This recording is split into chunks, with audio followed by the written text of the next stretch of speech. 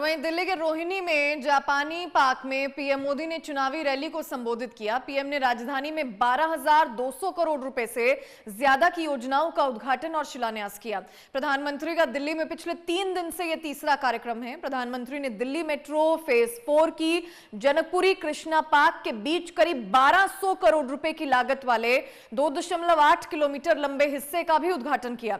PM ने कहा कि दिल्ली वालों की दिल का ये उत्साह, ये उमंग, ये हौसला वाकई अद्भुत है। आने वाले 25 साल भारत के भविष्य के लिए, दिल्ली के भविष्य के लिए बहुत ही महत्वपूर्ण है। ये 25 साल भारत को विकसित राष्ट्र बनते हुए देखेंगे। अपनी आंखों के सामने विकसित भारत की ये यात्रा हम देख पाएंगे, हम उसके भागीदार होंगे। ये भारत को आधुनिकता के एक नए दौर से गुजरते हुए देखेंगे। वहीं विकसित भारत के सफर का एक बहुत बड़ा पड़ाव जल्द ही आने वाला है, जब भारत दुनिया की तीसरी बड़ी आर्थिक ताकत बनेगा। इस गौरवशाली यात्रा में देश की राजधानी हमारी दिल्ली का कदम से कदम मिलाकर चलना बहुत जरूरी है। हमें अपनी दिल्ली को विकसित भारत की राजधानी के रूप में डेवलप करना है ना? करेंगे? मेरे साथ जुड़ जाएंगे?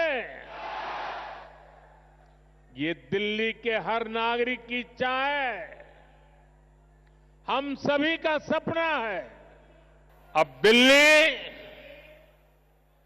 विकास की धारा चाहती है और मुझे खुशी है कि दिल्ली का विश्वास भाजपा पर है। भाजपा पर यह विश्वास इसलिए है क्योंकि भाजपा सुशासन लाने वाली पार्टी है। भाजपा सेवा भाव से काम करने वाली पार्टी है। भाजपा सपनों को पूरा करने वाली पार्टी है। भाजपा राष्ट्र प्रथम के भाव पर समर्पित पार्टी है। भाजपा विकास के लिए समर्पित भाव से जन जन का कल्याण करते हुए आगे बढ़ने वाली पार्टी है। और चलिए, क्योंकि आज प्रधानमंत्री नरेंद्र मोदी ने करोड़ों रुपए की परियोजनाओं की आधारशिला रखी है, नए कॉरिडोर की आधारशिला रखी। इसी पर हमारे साथ और ज्यादा जानकारी के लिए नितिन धीमान जुड़ गए हैं दिल्ली से।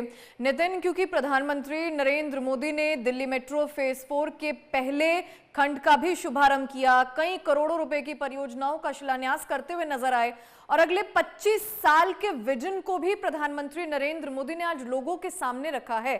क्या कुछ जानकारी? देखिए, आज से एक तो परियोजनाओं की शुरुआत प्रधानमंत्री मोदी ने की, लेकिन दूसरी तरफ विधानसभा चुनाव को लेकर के भी आज से प्रचार प्रसार शुरू हो गया है।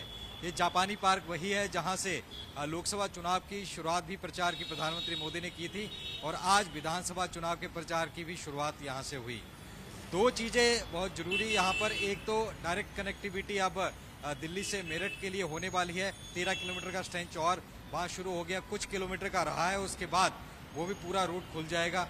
आज खुद प्रधानमंत्री साहिबाबाद से न्यू अशोकनगर तक आए, इंटरेक्शन किया, तो इससे पहले एक और स्ट्रेच उसका बन चुका था।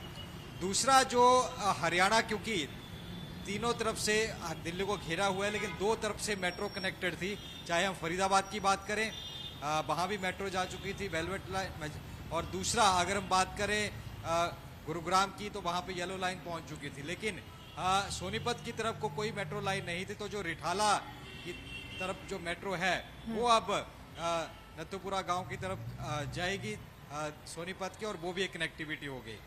इससे हजारों लोग जो डेली आने जाते हैं सोनीपत की तरफ, उनको फायदा होगा। दूसरा जो एक कई सालों से आरोप लगाया जाता है कांग्रेस की तरफ से, खासकर भूपेंद्र हुड्डा कहते हैं कि एक भी इंच हरियाणा की तरफ मेट्रो नहीं बढ़ी है, तो अब उसका जवाब यहाँ से केंद्र की तरफ से दिया गया। दूसरा, यहाँ पर एक कृष्णानगर तक मेट्रो विकासपुरी वाली पहुँचानी थी, उसको भी शिलान्यास किया गया। पहले साहिबाबाद वाला स्ट्रेच करके प्रधानमंत्री मोदी जापानी पार्क पहुंचे, वहां पर एक अलग कार्यक्रम हुआ, उसमें एक सरकारी कार्यक्रम हुआ जिसमें सीएम अतिशी भी मौजूद थी, मेट्रो के अधिकारी भी थे, मनोहर लाल भी थे, और फिर उसके बाद एक रैली रखी गई थी।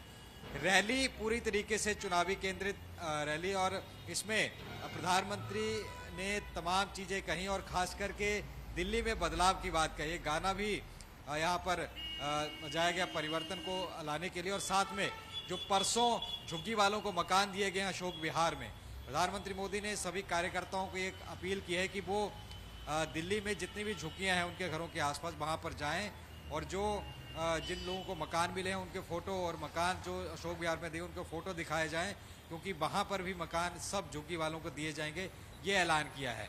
साथ ही में यमुना को साफ करने का, और ये भी कहा गया है, क्योंकि आम आदमी पार्टी हमेशा ये कहती रही है कि अगर बीजेपी आई तो फ्री बिजली, पानी और अन्य योजनाएं वो बंद हो जाएंगी, तो प्रधानमंत्री मोदी ने ये साफ कर दिया कि जो भी जन कल्याणकारी योजनाएं हैं, अगर भाजपा सरकार आती है तो कोई भी योजना बंद नहीं होगी। हाँ, उसके बीच जो अगर कहीं कालाबाजारी या ठेकेदारी हो रही है या घपला हो रहा है, वो बंद किया जाएगा।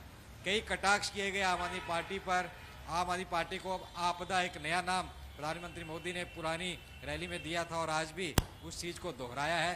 तो एक पूरे तरीके से अगर कहें तो एक राजनीति के हिसाब से और चुनाव के हिसाब से एक रैली देखी गई। अब 4 बजे अरविंद केजरीवाल एक प्रेस कॉन्फ्रेंस करने वाले हैं।